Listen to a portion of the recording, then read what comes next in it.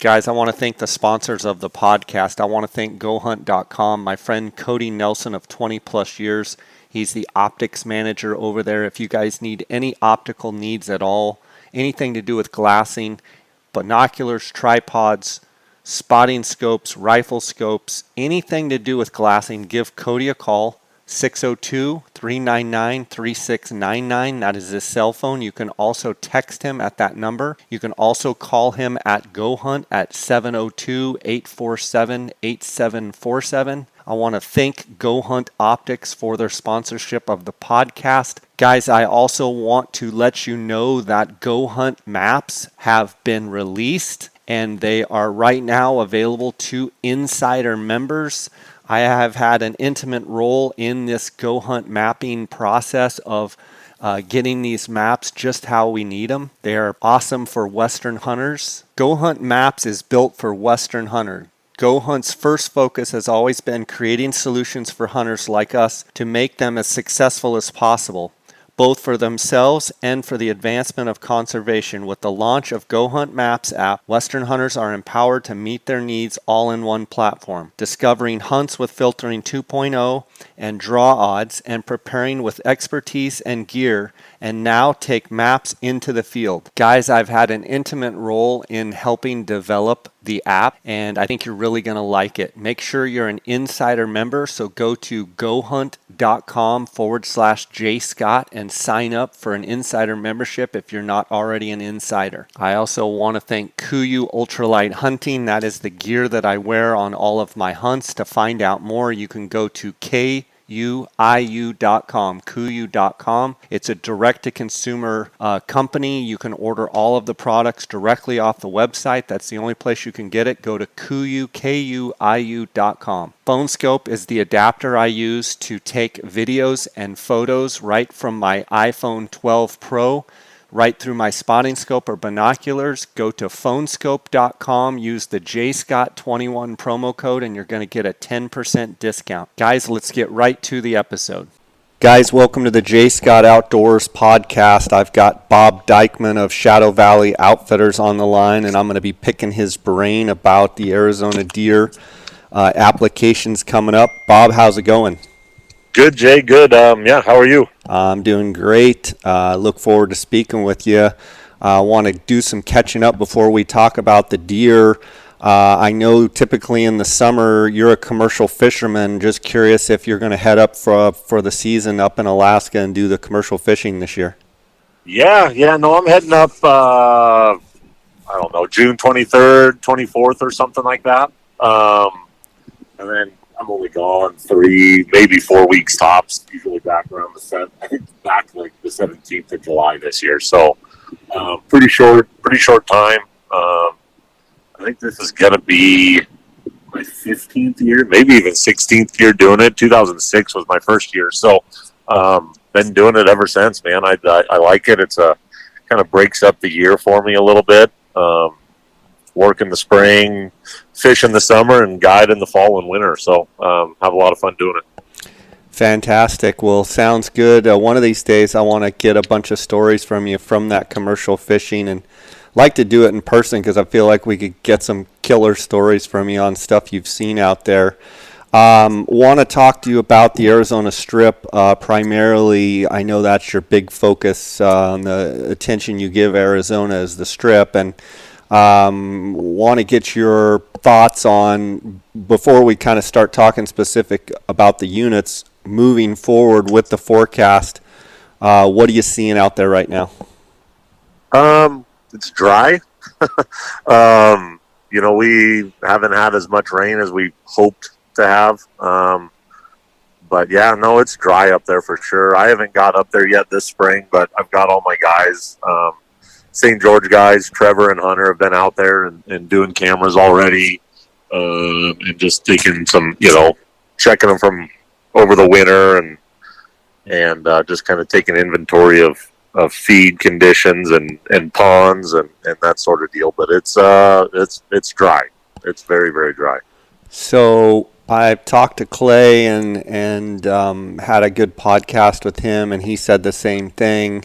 With that being said, Do you think this year is one of those years that, check it off the list that it's a year that really nobody wants to apply, or do you think that, people other than max point holders should be, head over heels, potentially thinking they might draw a strip tag?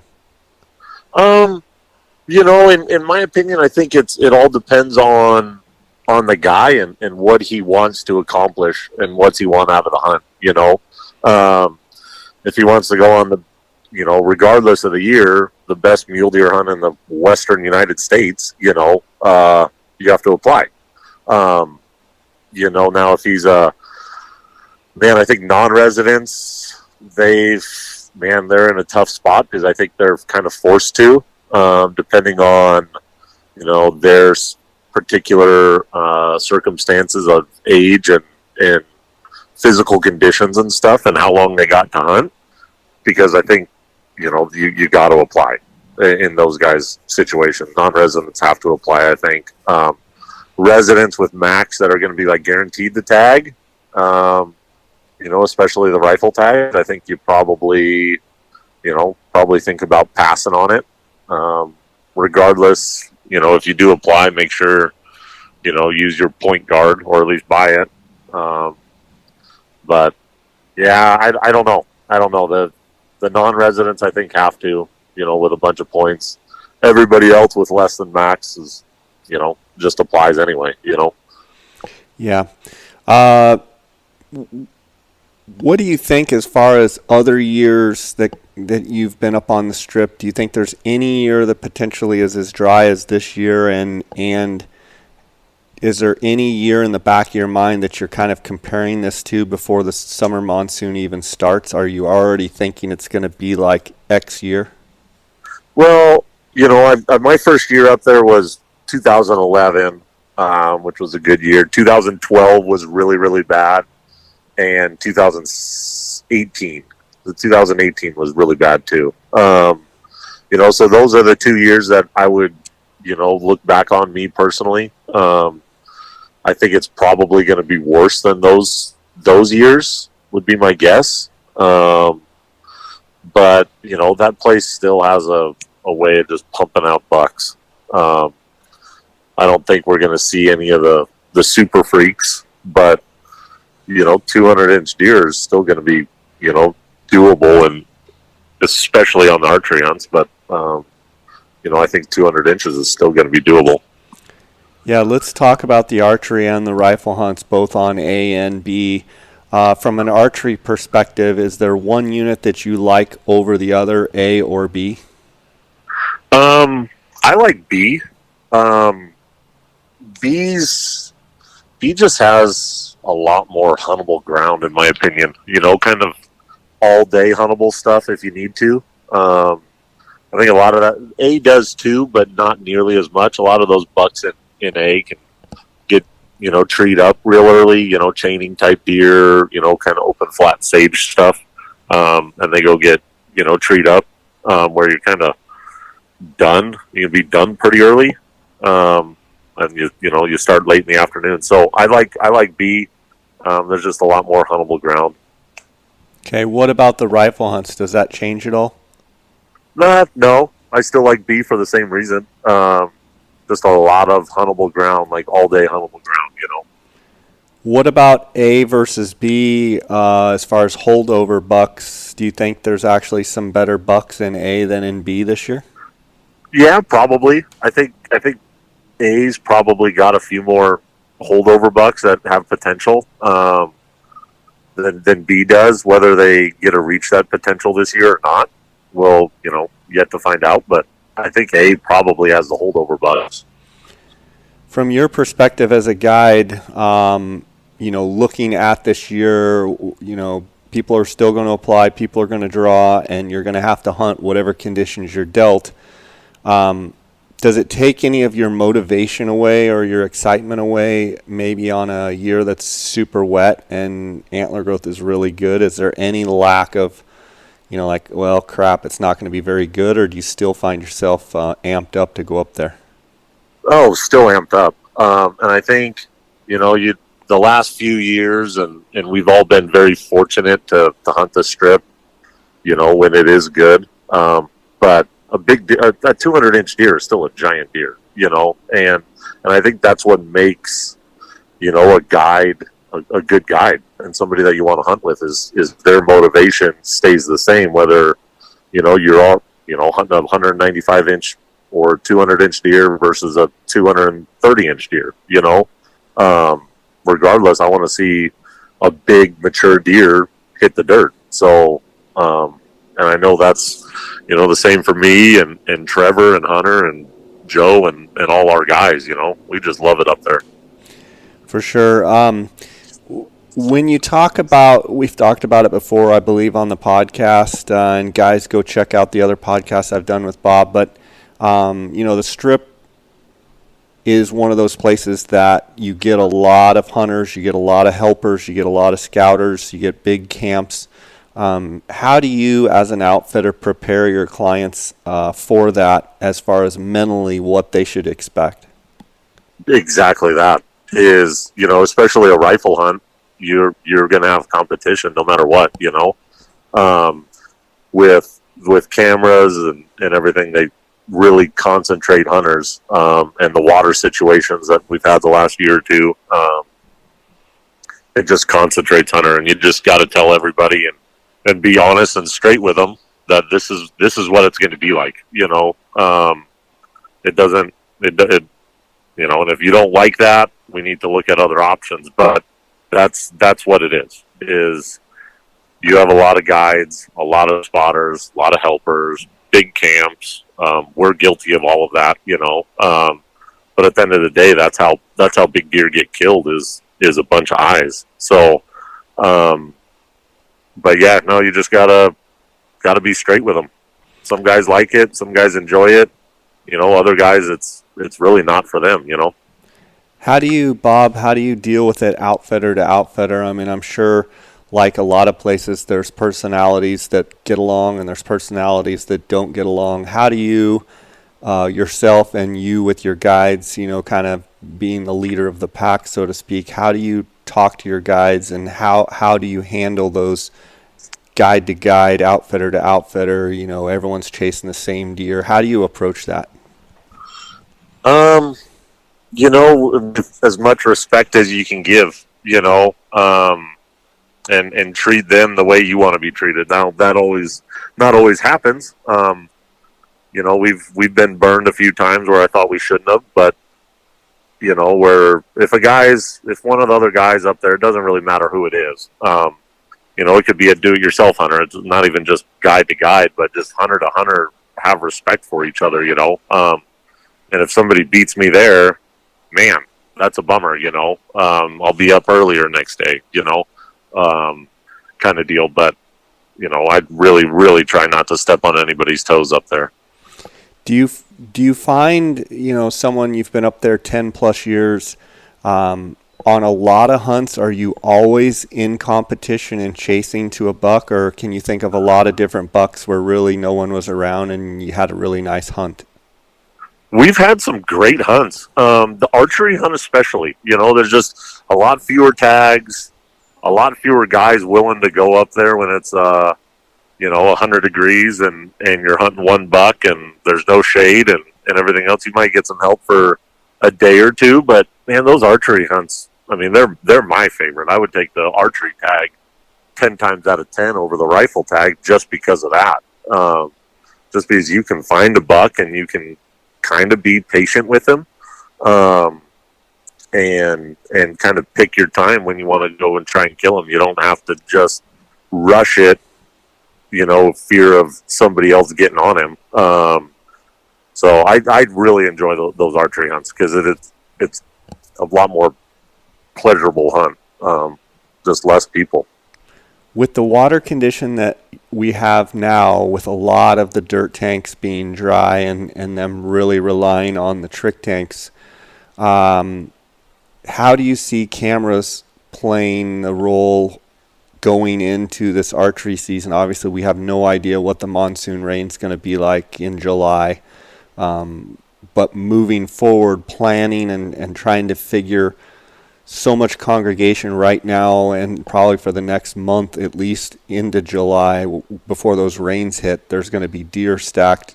How does the camera play a role in benefiting that? Yeah, it's a huge benefit. I mean, those things, like you said, without dirt ponds, there's definitely still dirt ponds up there. All the big ones will still have water in them, but man, I don't know. I bet I'd venture a guess of 50 to 60% of the dirt ponds are dry. It wouldn't surprise me if it was even more than that. But that's just taking away a ton of water sources that you don't have to camera, and bucks are having to go to, those trick tanks, which are super easy to camera. So, no, yeah, they're a vital part in this year's hunt, I think. With that being said, and let's say we get some monsoonal moisture between now and the archery hunt, you're going to have some bucks pattern on trick tanks, but if we start getting rains, do you anticipate those bucks very quickly scattering out and just finding likely water wherever they find it? Or do you think that they'll be stacked so much on the summer that they're just pretty much in that same area? They may be in the same area, but they're going to venture out a little bit further from water, as feed gets better around, and they don't have to water every day or every other day. They can get some moisture from the feed and that kind of thing. They're going to be less dependent on it, and definitely venture further from water. And I think if it stays like it has and no monsoons and that sort of deal, I mean, it'll be a massacre on the waters. I hope that it just dumps about 15 inches in July and August and then dries up for a week or 2 weeks of archery hunting, just so we don't have to deal with the rain and the mud during the hunt, and spread some bucks out. And it definitely makes it harder to kill them, but that's kind of what we like anyway. We like spotting and stalking, and I think we've killed one buck. Since I've been out there, we've killed one buck on water since 2012. So we like that archery and that spot and stalk and stuff. Isn't the benefit too of the archery the fact that I think it's like 3 weeks long? You get, you've got an extended season compared to the rifle hunts where you have to jam it in a pretty short period of time. That is one of the benefits of archery if you've got the right client. Obviously, you start talking about guided days goes up, and time frame being in the field, but that is an added advantage. One, because those deer are, still in velvet and still out feeding a little bit more out in the open and a little more vulnerable to glassing. But two, the fact that you've got a long period of time that you get more mornings and evenings of stalks on them.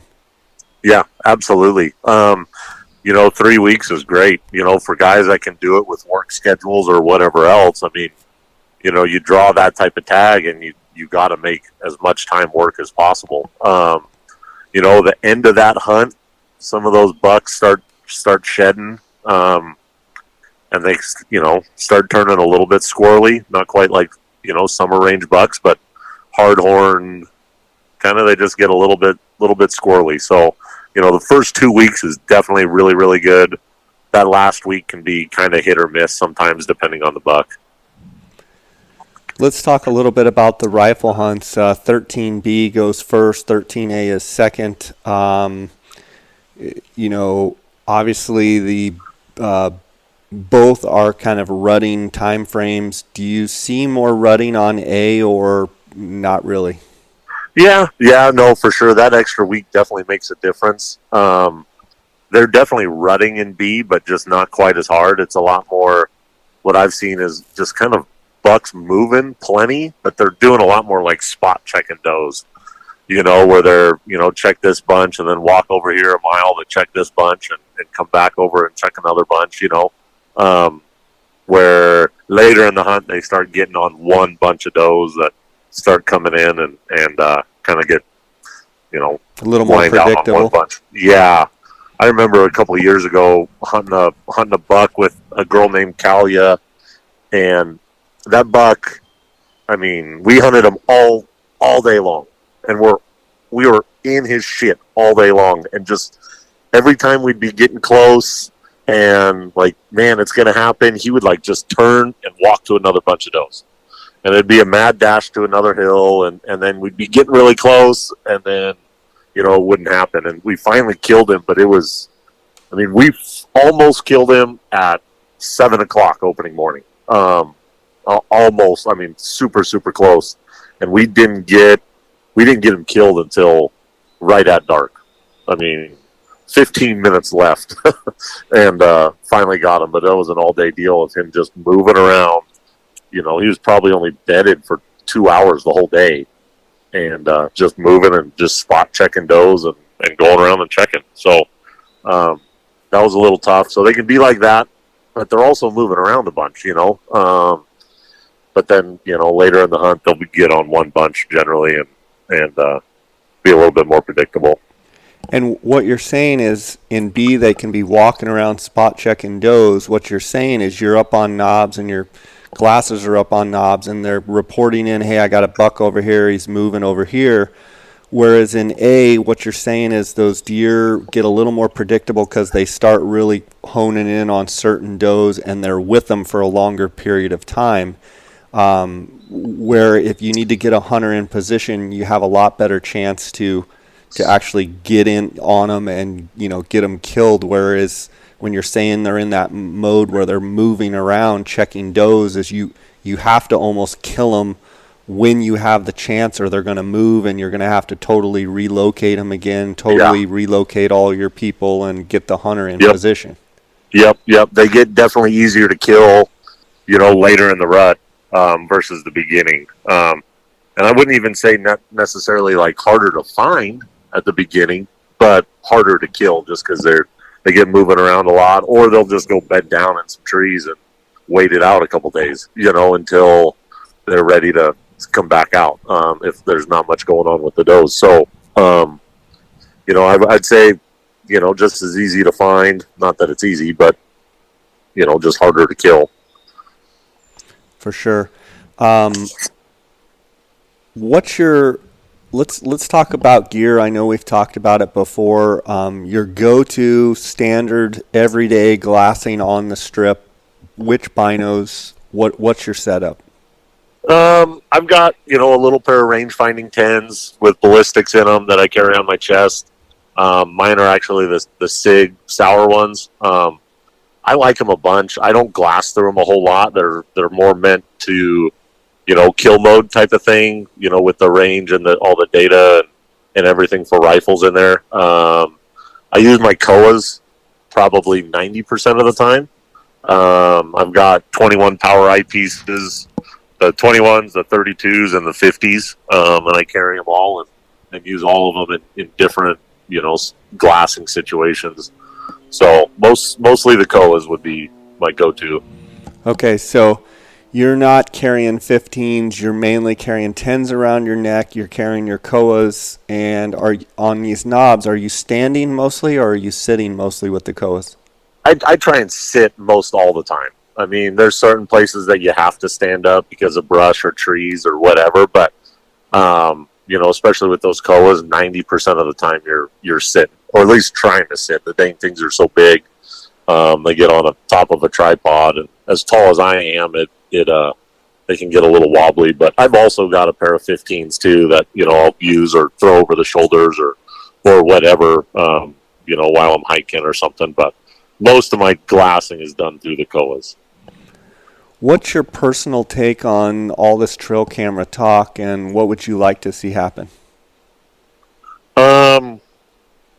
You know, I think there's two different sides of it. You know, there's the side of less regulation, you know, just across the board, government regulation and this and that, and one, you know, they take away trail cameras. What's next?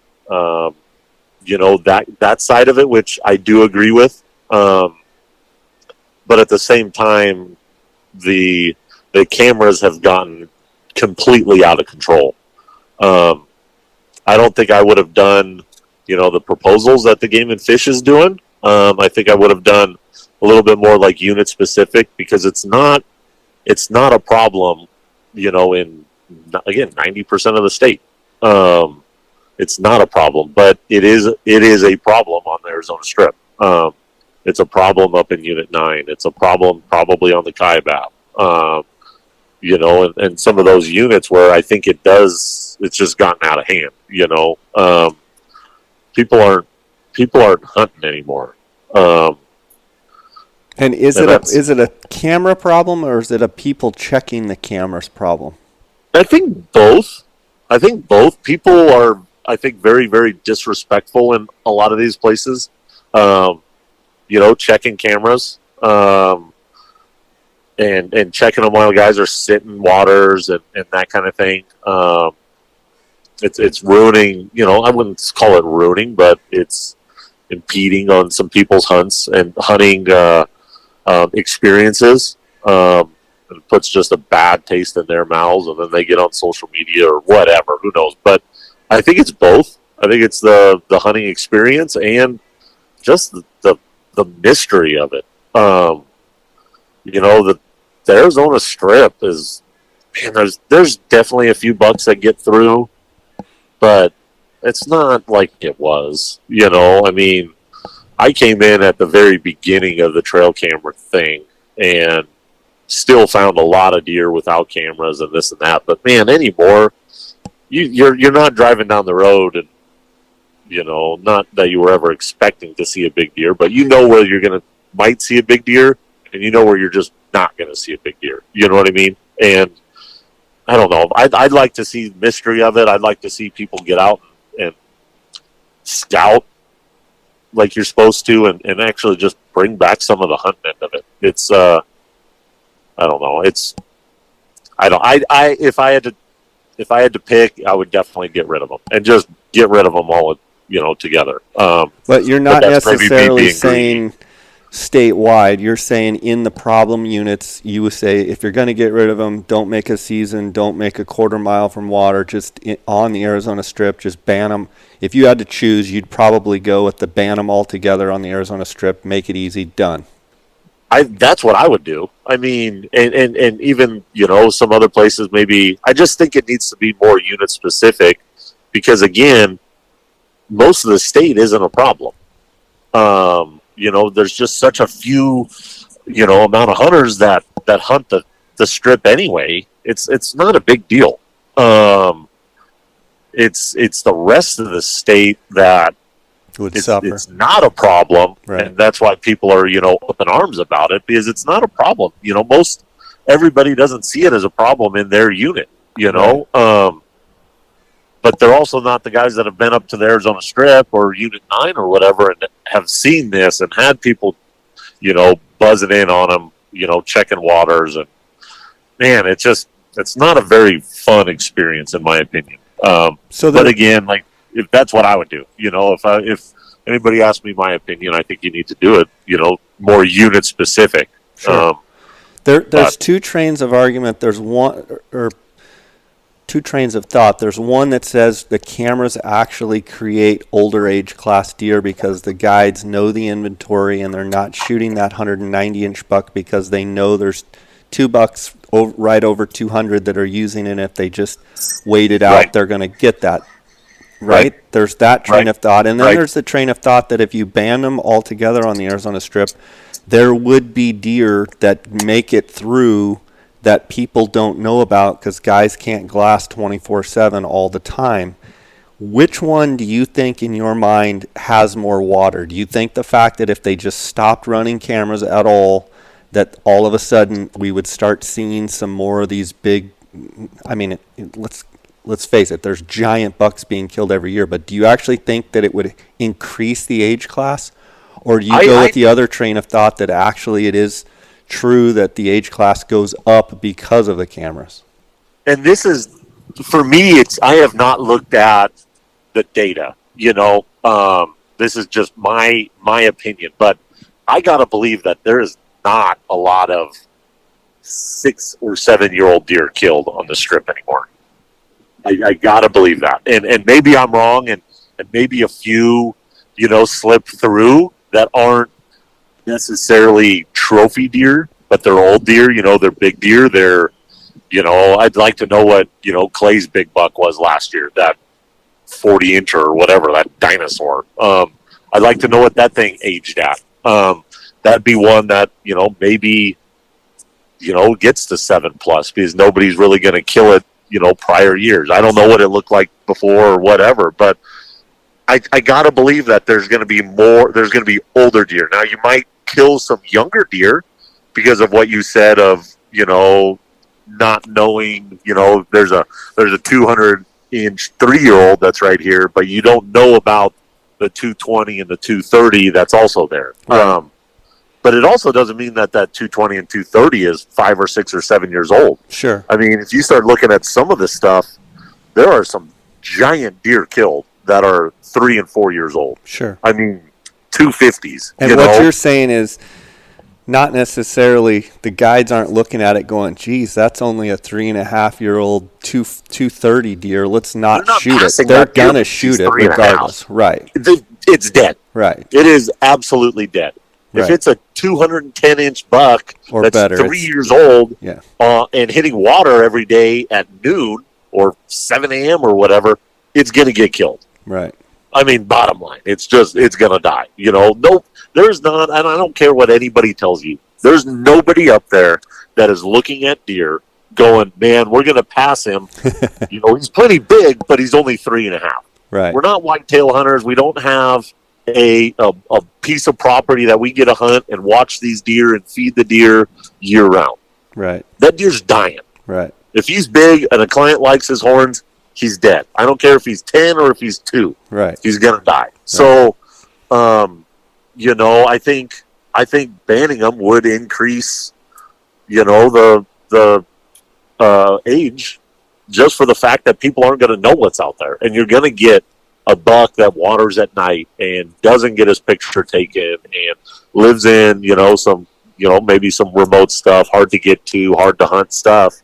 That's going to get to 7, 8, 9 years old, But right now, that's just not happening. I mean, he gets to 210, man. He's getting whacked. Yeah. He's getting whacked. It don't matter. It does not matter how old he is, What about if they do ban trail cameras on the Arizona Strip? How do you think it will impact some guide services? And obviously, we're not pointing fingers at anyone in particular. We're talking in general.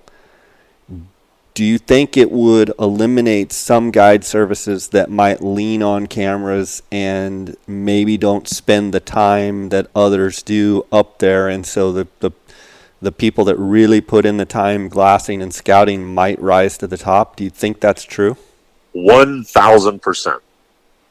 It's, if you don't have cameras to lean on, there's a lot of guys out there that are hunting because of cameras. They're hunting a certain area because of cameras. Now, guys, whether it's they don't have the time to do the scouting or whatever it might be, they're not going to put in that same amount of time. I mean, I could kind of speak for Trevor and Hunter up there too, but me personally, I hate running cameras. It is my least favorite thing to do on this entire planet is running those damn cameras. I would much rather spend my time doing other things, but there's just not enough hours in the day to do everything you need to. And I skip cameras a lot. And on it, just being honest, but skip over them a bunch because I like scouting. I like hunting the other way, So I think, yeah, there's definitely going to be a lot of people up there. Maybe not a lot, but a few for sure that they're just not going to get it done because maybe they have kind of got out of the actual hunting part of it for the last 10 years, and they don't really scout efficiently anymore because of the cameras. But I think, to your point, there's definitely going to be some people that struggle for sure. What about the argument that the auction tags will not go for as high a price if you eliminate the cameras? Yeah, probably not. You really think so? I mean, you think that guy that's going to spend $250 cares whether it's $250 or $280 or $220 or $300? Numbers. I don't think you're going to see that $300. I mean, it's not like they're going to all of a sudden go for $50,000. Right. they're still going to go for 150. Maybe they do go for 250. I've heard some arguments of just getting rid of the auction tags, and turning them into raffle tags. The Arizona deer raffle raises a ton of money. With some of the bad light that's been, spread on the auction tags and stuff, I've, heard that idea kicked around a little bit. But, I mean, again, are you going to get 300 or 400? Who knows? Maybe. I know those guys that are buying them, they don't care the difference between, 2 and 300, right. It's more keeping so-and-so from getting it, or I'm going to outbid them. I don't care what it costs type exactly. of thing. Which, I don't know if I buy the argument that the price goes down. I mean, I still think those heavy hitters are still going to pay the big money. And it might go, they might end up, honestly might end up having to pay even more. Maybe not for the tag, but they're going to end up having to pay more for scouting. Right. If they want to go kill, the cream of the crop with no cameras, they're going to have to pay more for scouting, and that, I guess maybe that'll drive the price down maybe a touch, is they're going to have to spend more on the back end of it. But, I mean, for the most part, I mean, again, what's the money to a bunch of those guys, So... Let me ask you a question about, I want to shift gears here. Let me ask you a question about predators, and over the last 10, 11 years up there, what you've noticed as far as what you see as far as lions and coyotes. Has there been any change? Has predators gone up, gone down, stayed the same? I think the lions have gone up. I wouldn't say that there's definitely coyotes on the strip, and a lot of coyotes, but I don't think they're any worse up there than they are, in a lot of the state. I was hunting with a guy a couple of years ago, and he kind of noticed something that I hadn't ever really noticed. But he told me, he's like, I haven't heard a coyote yet. In the morning, sitting on a hill before it gets light. It's like, man, I have not heard a coyote yet. This is like 4 days into the hunt. I'm like, man, you know what? Like, I didn't really ever think of it that way, but you're right. You come down here and sit on a knob in the elk woods, and you hear a lot of coyotes. I don't think you go a day without hearing them, throughout the day, morning, evening, middle of the day, whatever. Man, it just seems like, I wouldn't say there's a huge coyote problem. Now, any coyote is a problem, so for deer and stuff. But I would say the lions are definitely, and I don't know if that's just because we're getting more of them on cameras because of the water shortage, or if it's an actual increase in population, Sure. Definitely getting more pictures of lions. And we bumped more lions off of waters last year than I ever have. They're not dumb. They know there's a water shortage too, and there's a buffet going on. So, yeah, I don't know if the numbers have increased, or if it's just that we're getting more pictures of them because of the water shortage. Right on. We've covered some ground today. I want to give you a chance to have any final or concluding thoughts about the strip or anything else. I also want you to tell the people listening how the best way they can reach out and either chat with you before the draw, or chat with you about a deer hunt or anything else. Yeah, I what I tell everybody is get in touch. If you're planning on putting in for, some of these high profile hunts, whether it's elk, sheep, antelope, general deer down here, or a strip tag, kaibab tag, get in touch with a guide prior to the draw, and do your homework, and you have time. You have time right now to call people, call references. We have a ton of them available. I'll give you successful guys, unsuccessful, whatever. You can call every single one of them. But man, do your research and your homework now, because when it comes time, especially the strip and stuff, when it comes time to booking an outfitter, it goes quick, and you do not have the time to do your research when you have the tag in your pocket, or even during the credit card hits and stuff. So I always just try and push that to people.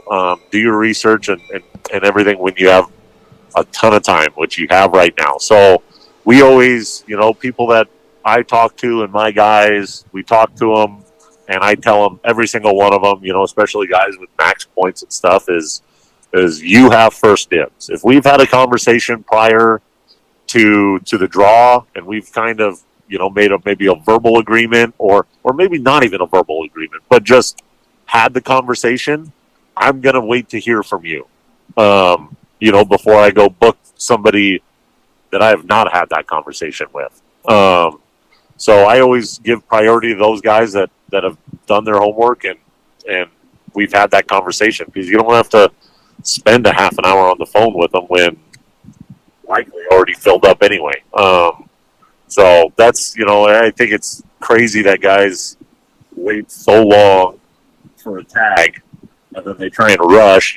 Some of these guys are waiting 20, 25 years and then rushing to make a decision. Man, just do your homework right now. I think that's good advice. And then I'll have you tell people where they can get a hold of you. But before that, is there any other deer hunts out there that you have your eyeball on? Anything down Prescott, Chino Valley, Central Arizona, any of that stuff that you're also guiding hunts or doing anything on, or are you strictly the Strip? No, we do them all down here. We've got a really big choose deer operation that Ben Brochu takes the lead on down in Tucson, and I'm planning to have him on here later this week. Awesome. Yeah, Ben's a great guy and a wealth of knowledge with coos deer. Him and his cronies down there, man. They're second to none. They're out of control. But all the southern units, we've got the 6A stuff and 21. Really, really good hunts for coos deer. Mule deer, we've already talked about it a little bit, but there's there's a late 8 tag. They've cut a bunch of the over-the-counter stuff this year. And that late 8 tag would be really good for a guy, that has got time. We've always got a bunch of really, really good bucks on that. But we're just always hunting with a bow, so it gets pretty tough. I mean, do you think the chance of getting a 190 plus is doable? I don't more know like 180. I think 180 plus. Last year during the over-the-counter hunt, I mean, we chased 4 bucks that were 180. We had like 4 bucks or so, and every single one of them you just whack with a rifle. Certain years there's a 200 type buck, maybe a touch bigger. 190. But 180 plus, it's doable. I hate saying it to everybody because it's in your crowd, but it's there's only 10 tags. I think it's going to be a really hard tag to draw. Well, there's only 3 people that listen to my podcast anyway, so you're all right. I doubt it. Maybe I bored everybody to death earlier, so everybody's changed the channel by now. But everyone's turned it off already. Don't worry. Yeah. But no, that could be a good one.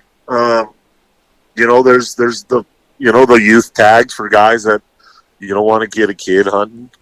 There's some youth tags right around here in Prescott and stuff that are awesome. But most of the general deer hunts around Prescott for mule deer are pretty tough. What about the Kaibab? Do you spend much time yourself out on the Kaibab? Or I don't. We've got James Vine and his guys up there running that, and they've just killed phenomenal deer on 12s and A, B, East, West, all of it. And they just do a phenomenal job up there. Killed some big deer last year and just killed big deer every year. I actually think I'm going to put my wife in for the early Kaibab. She's itching to go hunting, and I think that'd be a really good hunt to just go up and first time hunt for her. So go up, see a bunch of deer, probably bring our kids and just have a really good time. So I think that's, for guys that aren't, dead set on having to kill a 190, I think that's a really good hunt with potential for big deer, but more like a 170 type hunt, but a lot of action, a lot of deer, great first time hunt type of deal. A lot of people, but you can always get away from people a little bit. Sure. Bob, it's always great talking to you. Let us know how we can reach out. Guys can reach out and chat at you if they want to bend your ear a little bit more. Yeah, everybody, my number is 928-925-3437. Always very, very easy to get me to quit working or whatever and talk hunting. And then Instagram, Shadow Valley Outfitters, and same thing with Facebook. So at Shadow Valley Outfitters on both of those. Website, shadowvalleyoutfitters.com.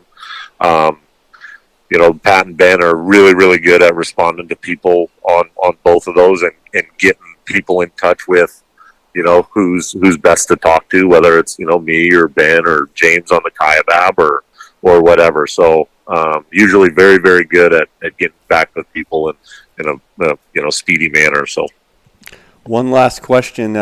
How's your golf game? Mine's hit or miss right now. I wanted to ask you what you thought of Phil and where specifically, in your opinion, where does it rank in moments and compare it to Tigers in 2019? Well, personally, I think it rivals Tigers 2019, if not surpasses it from a standpoint of age alone. I mean, Tiger is Tiger, and Tiger came back from those unbelievable injuries and, personal trauma and all the stuff that he had going on, but more than anything, back surgery and all of that. But right. You take a guy like Phil who's, 50 plus, and I told my wife yesterday, I watched every shot on Saturday and Sunday. I was fortunate to meet Phil back just basically when he turned pro and had some experience. I've actually played with him. And so yesterday I was just sitting on pins and needles watching the whole tournament, just wanting him to win so bad.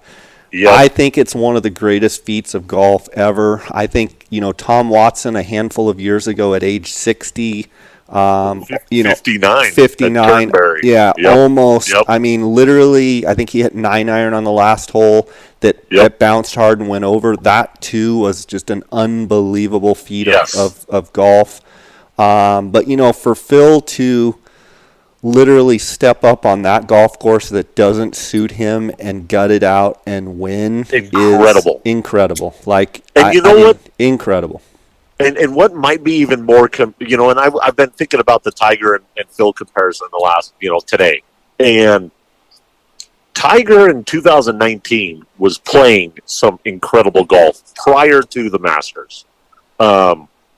He was playing good golf. Phil has not been playing any good golf. He can't put together a round this entire year, maybe even in the last two.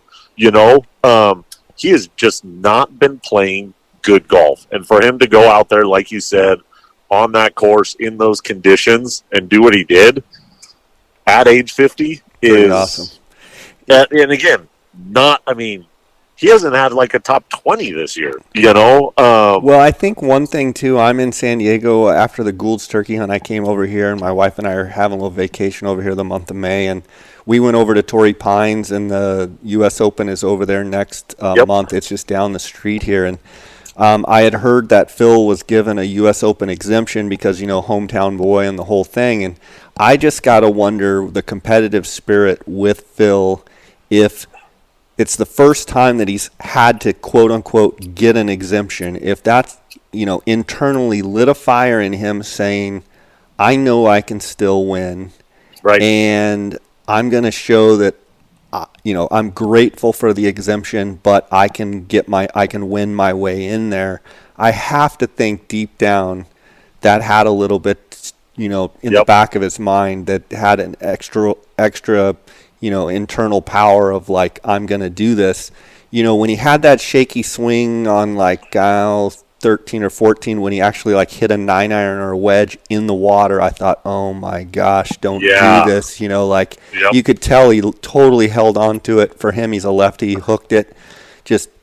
pulled it straight into the water, and I was like, oh no, do not do this. But then he seemed to rally, and I couldn't have been more ecstatic yesterday. I was literally running around the house here, almost not wanting to watch, because, we've seen Phil.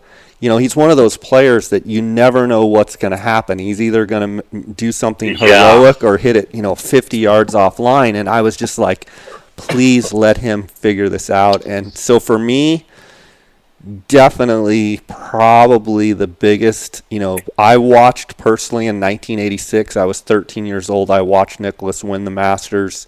That was unbelievable at age 46. But, I just think this – Phil at 50, like you said, he's won 2 Champions events, but on the PGA Tour has not put any rounds together.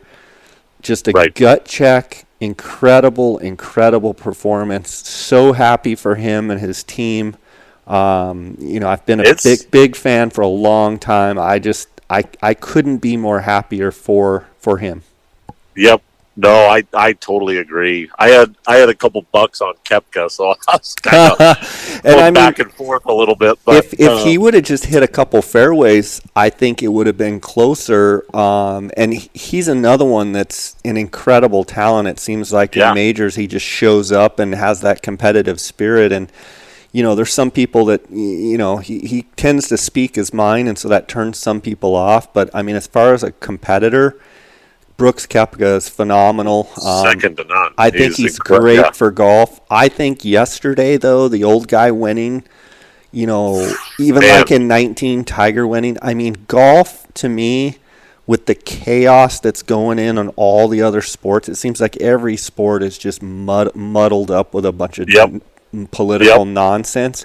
It's so nice to see golf, in my mind, just at its top, like at its peak. Then you've got a guy 50-plus winning. What else is going to happen? I cannot wait for the U.S. Open at Torrey. And so why couldn't Phil win at Torrey? If Phil hits fairways, that Kiowa was 7,800 yards. I'm sure Torrey will be somewhere right there. But the thing is, Phil grew up on Torrey, and he knows it like the back of his hand. He hasn't played as well since the redesign, but what a story going into the U.S. Open. Hometown boy. I'll be cheering for him for sure. Yeah. And he historically, over the years has played well at Torrey.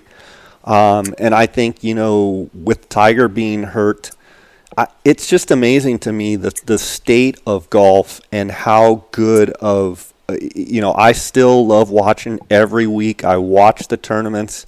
I'm still fully engaged, and the game is just at a great spot. So it's exciting to me. Yep, absolutely. You've got young guys. You've got, it's turned into a bomber's paradise. But then you take Phil, who's, he's by nature, he's crooked. He can't hit a fairway to save his life, and he wins at, a very tough driving course. Absolutely, that was pretty neat. Pretty neat. Yep.